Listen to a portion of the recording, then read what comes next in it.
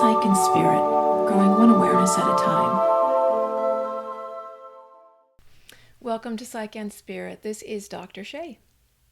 So what are the things that get in the way of our happiness? What blocks our happiness? Today I'm going to talk about happiness saboteurs. I'm going to list the top 10 and then we will go through them. Number 1, unfinished business. Number 2, avoidance. Number 3, isolation. Number 4, lack of meaning. Number 5, lack of gratitude. Number 6, addiction to social media. Number 7, cognitive inflexibility. Number 8, harming others emotionally or physically. Number 9, lack of hope. And number 10, lack of personal responsibility in your own happiness journey. Now that I've listed 10 of them, we are going to break them down one by one, but I do want to give an honorable mention to some sociocultural happiness saboteurs, and those are poverty, income inequality, or discrimination and inequality for marginalized groups. All right, let's jump right in. Number 1 for your happiness saboteurs is unfinished business, or perhaps unprocessed emotions or trauma. So unprocessed, unfinished things. First of all, not allowing or expressing your emotions hurts you. It is like putting off a doctor's appointment when you have a symptom that's annoying you.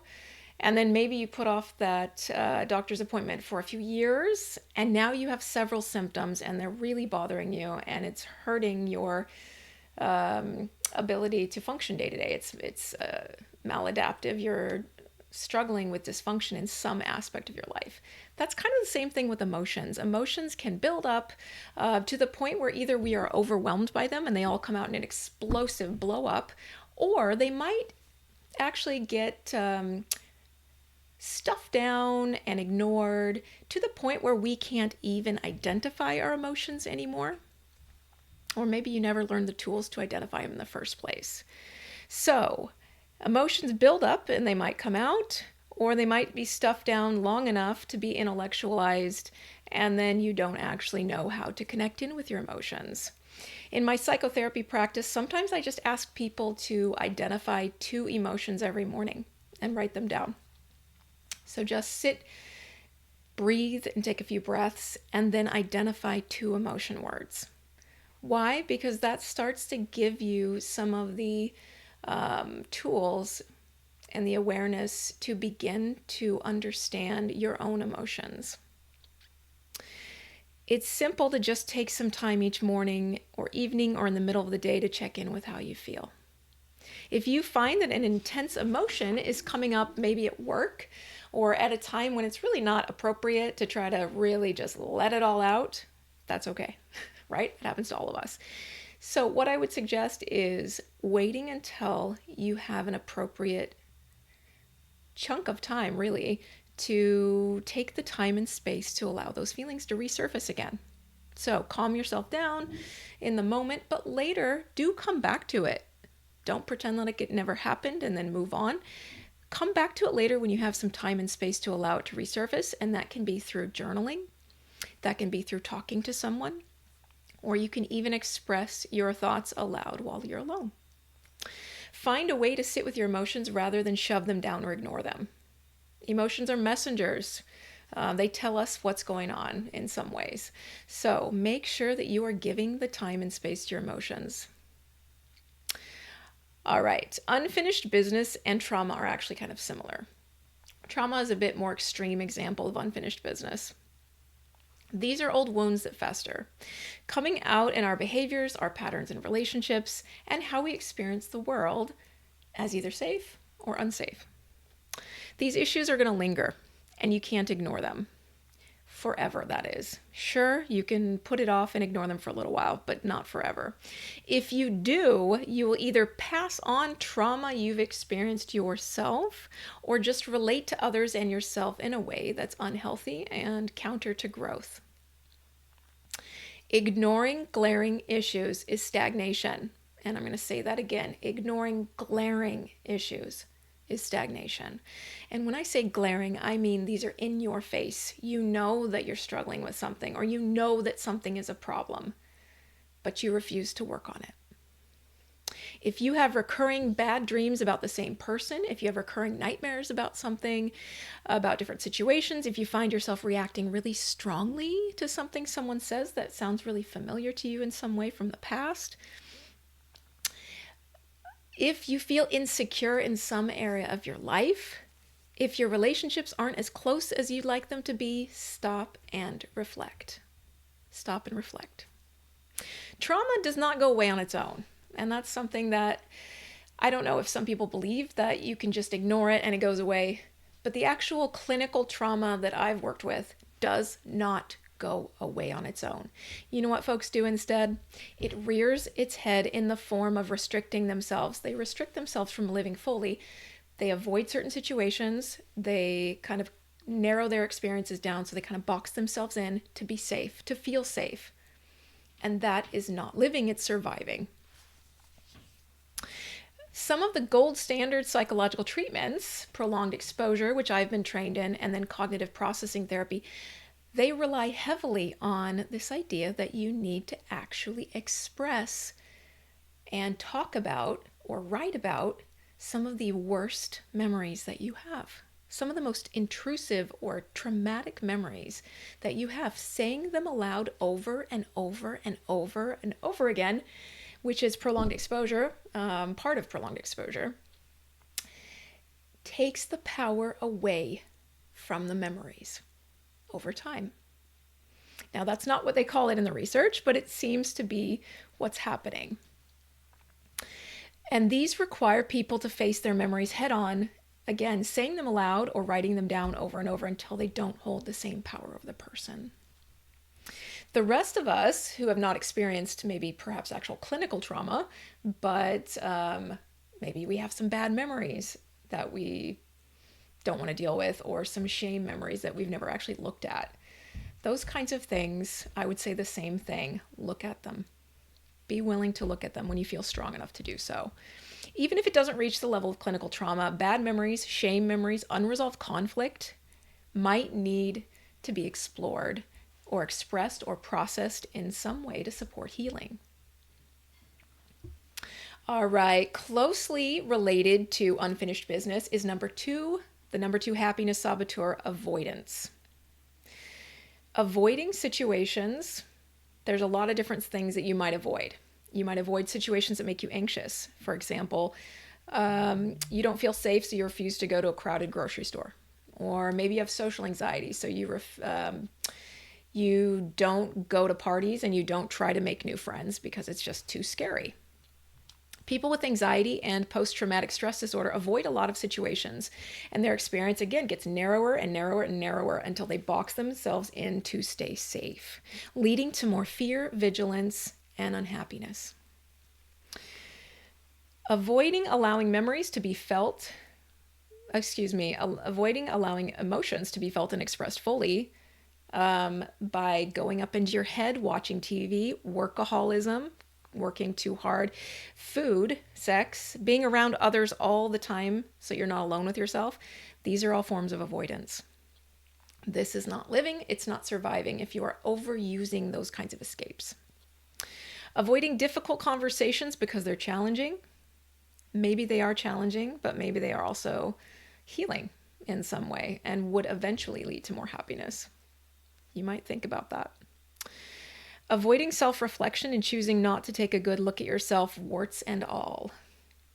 So if you're not willing to see yourself clearly and your strengths and some of your struggles, then you may not end up as happy as you would like. Avoiding doing the self-awareness work that would help you heal old wounds and improve your relationships. I sometimes see that.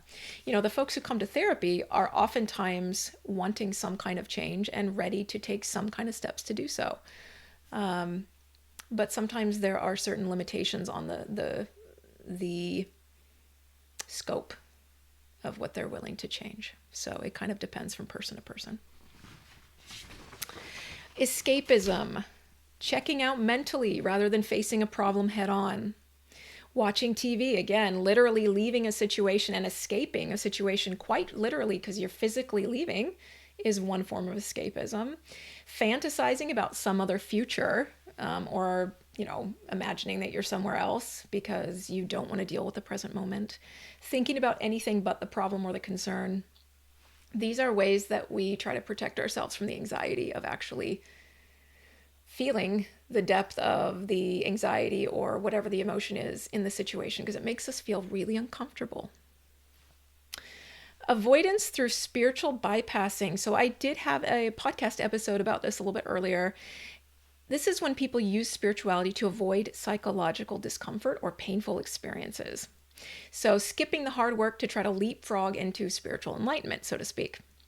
An example of this would be if every time you feel an uncomfortable emotion, you push it away and immediately detach from it during a mindfulness meditation, or if it just comes up at all and you immediately push it away because I don't want to feel that. Ooh, I don't want to feel that. That feels uncomfortable, right? That's grief or shame. Ooh, I don't like that. Get it away from me.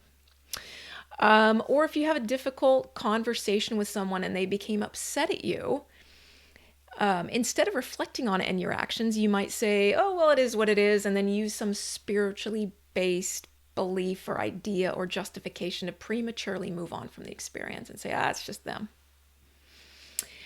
If we aren't present and we aren't paying attention to anything but the superficial day-to-day, we might miss the opportunity to heal. So my question for you is, do you deserve the healing that comes through working on an issue? Sure, you deserve that, right? You deserve the healing. Well, the tough part is, if you believe that you do deserve the healing, then you actually have to let that carry you through when the time is right, when you feel ready to deal with that particular issue.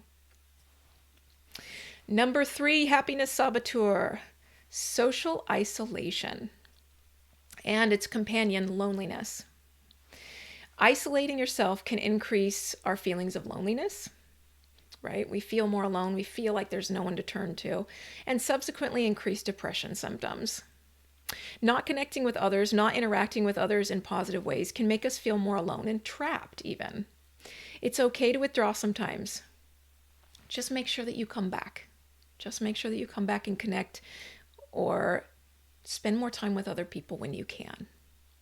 Try to find ways to strengthen your current relationships or find new ones through your interests or maybe work or school, because the vast majority of us need folks that we can trust. We need folks who help us feel more connected and understood.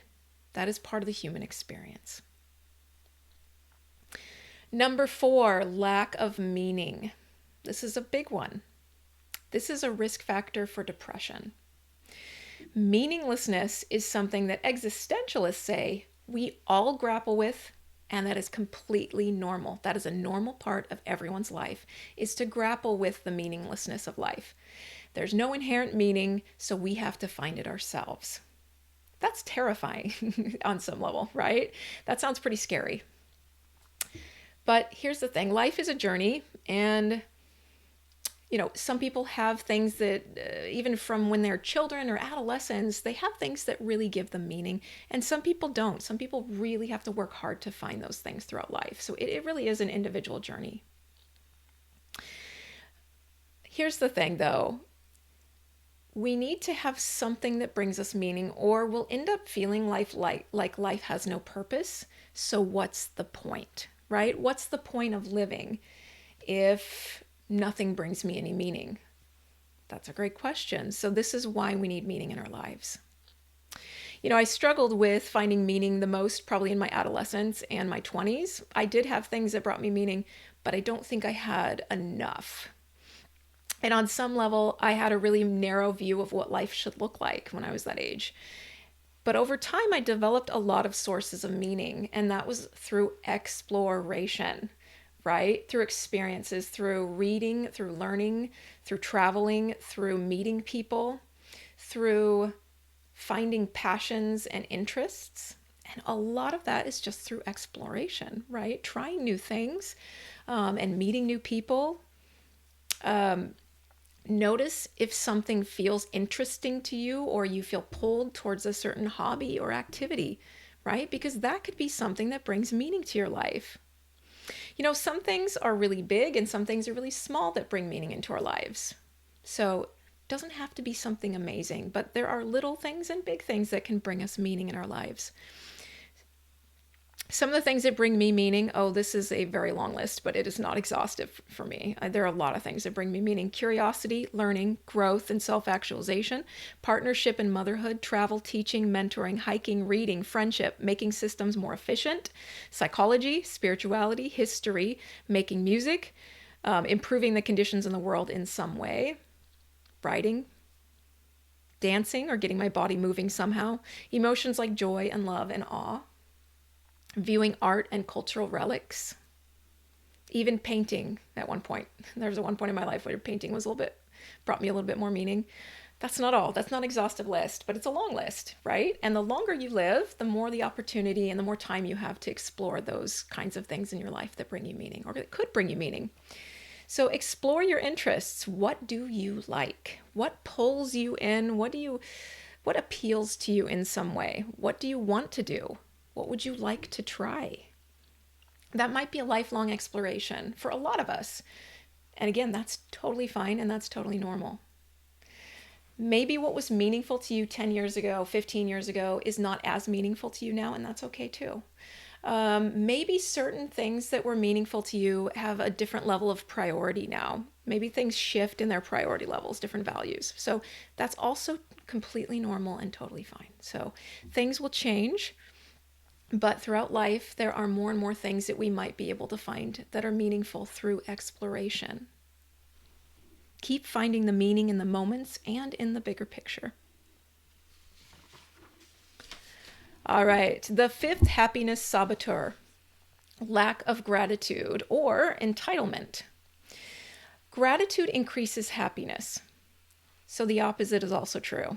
Right? So the lack of gratitude or the more extreme form of exploitative entitlement, which is that experience of when we feel so special that others should always do what we want, and we might actually end up using other people because we don't really care about what they want.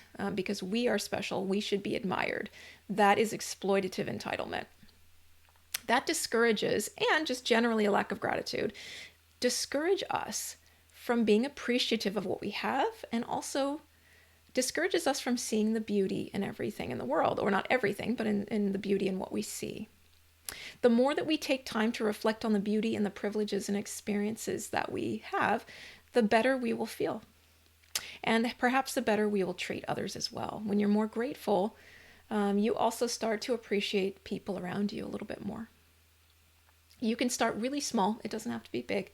But my suggestion would be to start with finding something to be grateful about each day, or maybe even just 3 times a week. And I would choose either the beginning of the day or the end of the day, just as a starting point, because especially at the end of the day, you can think through your day and say, okay, well, this happened. Oh yeah.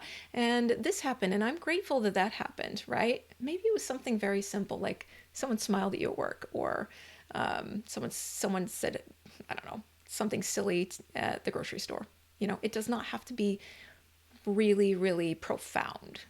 It can be, but it doesn't have to be. Just start somewhere. And the more that you attend to what you are grateful for, the more grateful in general you will feel with your life. And that starts to change your mindset a little bit, that you start to feel a little bit more positively about the world around you. And we could all use a little bit more positivity.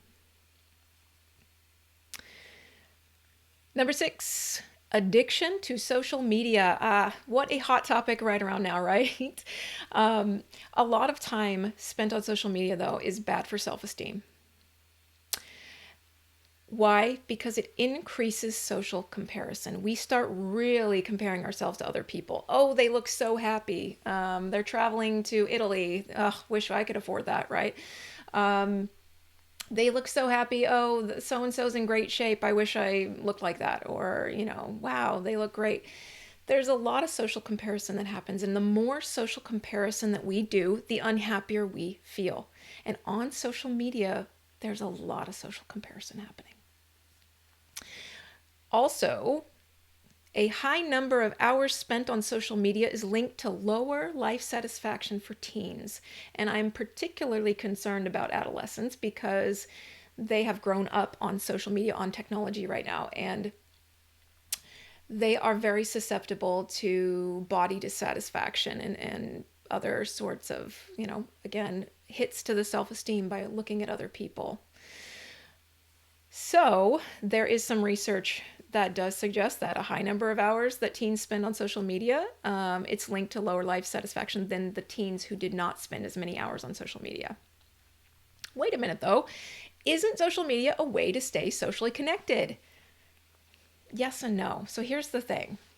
For people who have very specific interests and they're looking for specific subgroups to connect with on social media, or maybe online dating where they're actually going to meet folks in person if they can, it can be really helpful. So that means that you are actually seeking to connect with others and have perhaps deeper conversations online, and then ideally meet them in person. But a lot of times that's not what's happening. A lot of times what's happening is very passive reception, receiving information, propaganda, and also advertising and bad news.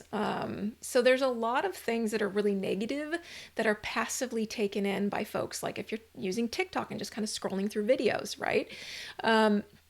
There's a lot of passive taking in information. There's not a lot of interaction going on.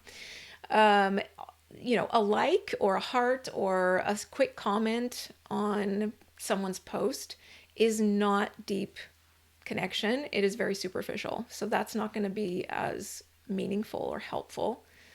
And again, a lot of news that we see on social media is negative, and there's a reason for that. It's because, and extreme. And it's extreme and it's negative because that gets clicks.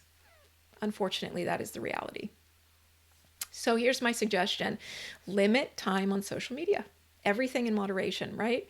So you can have a little bit of time on social media, but then also spend just as much time doing things outside of the internet, outside of being connected to technology, right? As long as you're balancing that out, it shouldn't be too much of a problem. But teens especially need to, I would suggest their social media use to be a little bit more limited to a certain, amount of time per day. And keep an eye on what they're doing on social media as well. If you can, parents. Another thing I want to note is that it's also helpful if we can be realistic and recognize that the people who look the happiest on social media are not necessarily the happiest people. Here's what I always tell my students in my psychology classes. If someone is working really hard to convince you, to sell you a story over and over and over again about something, it's the same thing over and over again. Maybe they're just trying to convince you that they are so happy. And every post, they look so happy all the time. If someone's working really hard to convince you of something, either they're selling you something or they might feel the exact opposite of how they're showing you. I'll say that again. They're either selling you something because they want you to buy something, literally, or they are actually feeling the opposite and are trying to convince you because they're also trying to convince themselves. The latter phenomenon is called reaction formation. It's an ego defense mechanism that is from Sigmund Freud and his daughter Anna Freud. That's their legacy. It's called reaction formation. I've seen people use this in practice, in my practice. And so if people are working really hard to convince you of something that you're not trying to get them to convince you of anything, they are going out of their way to convince you of something over and over again, you might start thinking they probably feel the opposite. That's my kind of little psychology 101 in there. All right, number 7, the 7th happiness saboteur, cognitive inflexibility. This is also called black and white thinking, which I would imagine all of you have probably heard of. Here's some examples. If you're not with me, you're against me. People are all good or all bad. The world is all good or all bad. This magic pill is going to fix everything for me. or this magic pill is going to work right away. These types of statements are black and white thinking, and this type of thinking is another way that you get boxed in so that you can't see the world in a more realistic way or more nuanced, mature way, because we recognize that things are sometimes a little more complicated than we would maybe even want them to be. So it keeps you stuck in unhelpful patterns of thinking.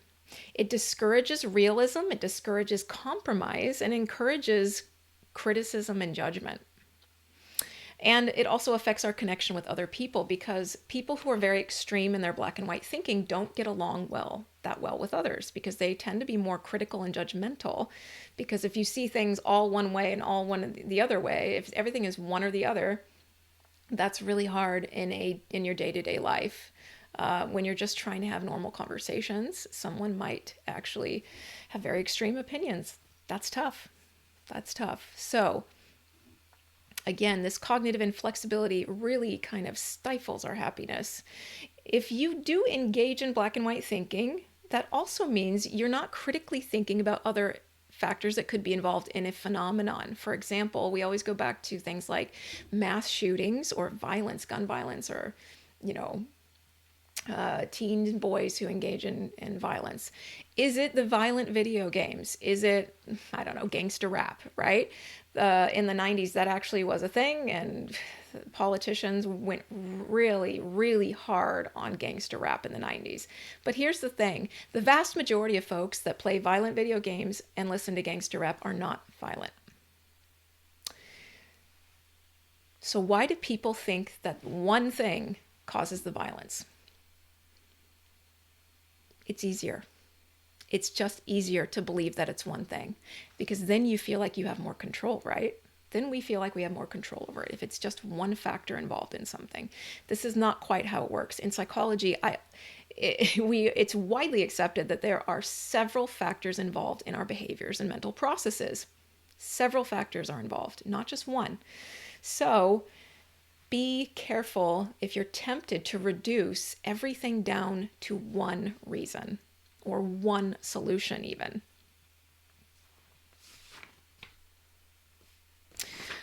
All right, so the answers are sometimes more complex than we would hope or think, and more nuanced. We become far more judgmental when we cling to those black and white beliefs. So my suggestion is, as much as you can, open up to complexity, ambiguity, and nuance in the world. And open up to the ambiguity of ideas even, and change. And you might want to be leery of those who try to oversimplify complex problems or issues or events, whether or not they're an expert in the field, because there are plenty of so-called experts who also are very reductionistic in their belief system and think it's just this one thing, right? In your diet, it's just fat. In your diet, it's just protein. It's this, it's that. Be careful about people who reduce some really big issue into just one cause and one solution. It's okay if you don't have all the answers or you don't have everything figured out about the world right now. Why? Because the world is complicated, and that is okay.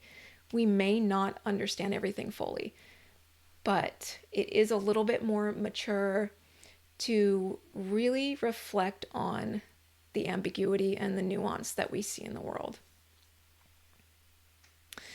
Happiness saboteur number 8, harming others emotionally or physically, which is a lack of compassion. This does not bring people happiness, right? This is sort of goes without saying, but I've seen it. Some people are hurting other people unconsciously. They're not doing it on purpose. They're not aware of what they're doing, but that doesn't make them happier. A lot of us do this unconsciously, so we don't have awareness of it in the moment, right? It's not always extreme. Sometimes it's just snapping at others or being critical or saying something that hurts someone else's feelings without thinking. But it's not going to make us happier to snap at other people or to engage in those behaviors, nor will it make us happier to engage in the more extreme physical violence or emotional manipulation. Those behaviors are signs that something is wrong psychologically, and we really need to reflect on that pattern and why we're doing it. Small children might hit others and say things in the moment because they don't know how to regulate their intense emotions. Children feel a lot of intense emotions, and they hit really suddenly and they come on really deeply. And, they might get mad and just the arm comes out and they just lash out, right? Or they might say something very unfiltered and it might be hurtful because they haven't really thought through their actions and they don't really have the impulse control.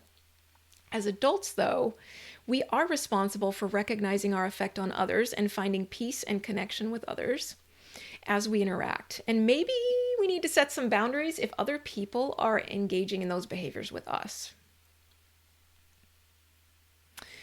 Snapping or yelling at loved ones, criticizing and showing contempt are behaviors we sometimes resort to unconsciously, and sometimes it's just because you're tired. I'm a parent. I know what it's like to be tired and grumpy. Acting this way doesn't help us feel better, though. And it certainly doesn't improve relationships. Some of us might feel the immediate impulse to externalize our anger to other people. There's a fair part of the population that does this. That when you feel anger, you immediately feel the need to express it to someone near you. And I mean, not in a healthy way, not say, I'm angry right now. No, it's more like, you da-da-da-da-da-da. It gets really blamey. You start blaming people. And so for those of us who are the externalizers, and when we feel anger, we immediately want to externalize and blame other people or start taking it out on other people, stop and reflect. Before you say a word, stop. When you notice you feel that anger, stop and pause. Just pause.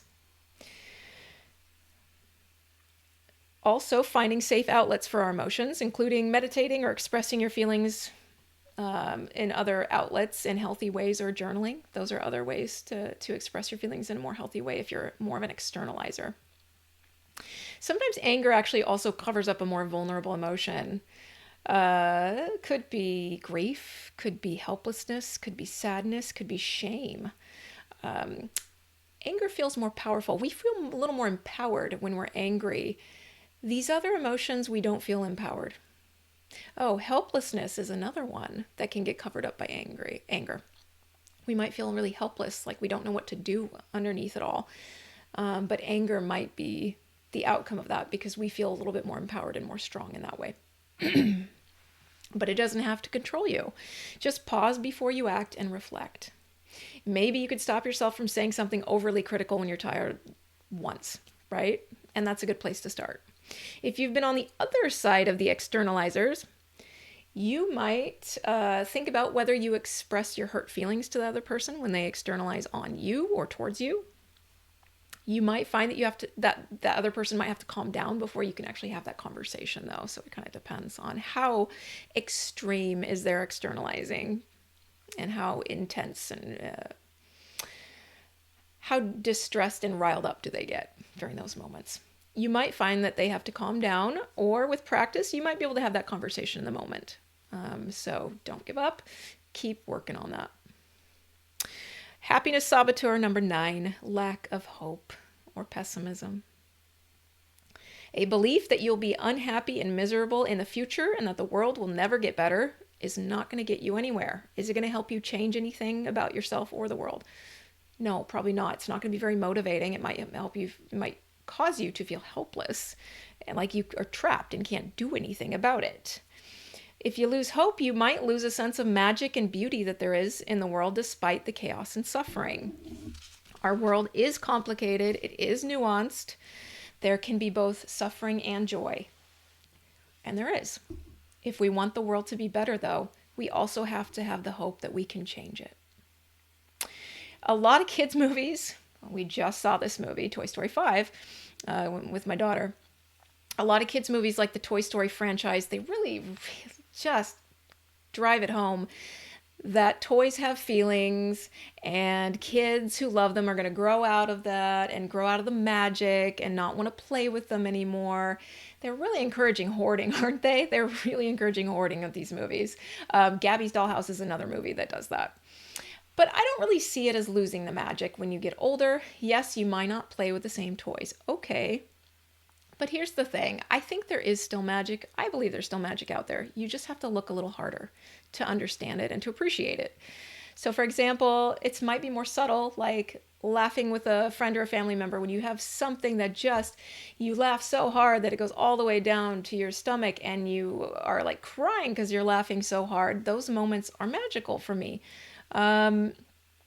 Just feeling that swell of love in your chest when you're with someone you love, that positive love feeling, that's magical. Watching a seedling grow, learning how fungi can help trees communicate underground. I named some things I like. But how are these things not magical? I think they are.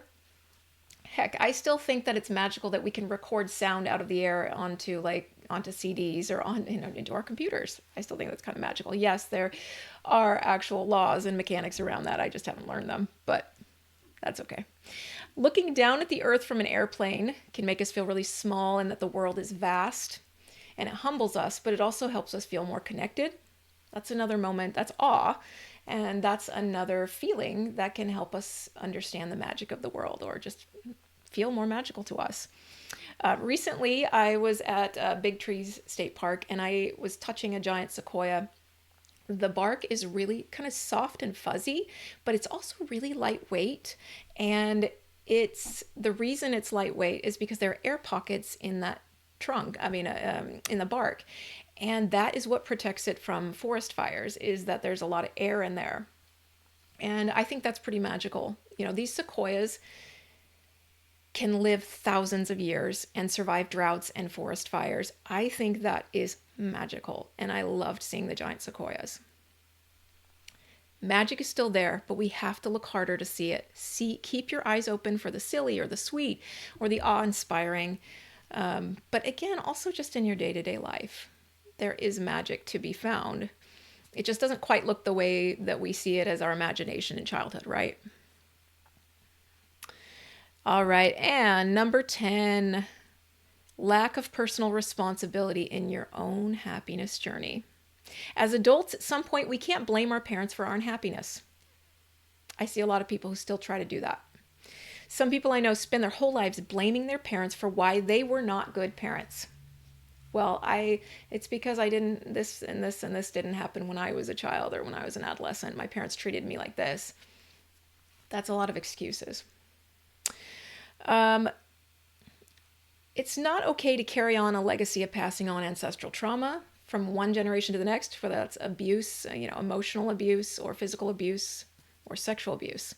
It's not an excuse, folks. We have a duty to treat each generation better and stop the transmission of extreme pain, shame, and suffering by poor parenting. We can also empower ourselves to be different, to try something new, and to self-reflect when we need to. We are more powerful than we think. Then there are those who give up their power by expecting others around them to make them happy. This is not going to happen. This is a guaranteed path to unhappiness, and it leads to dependence, and either the person will become very dominant in a relationship or they will become very submissive. Usually it goes to one extreme. If you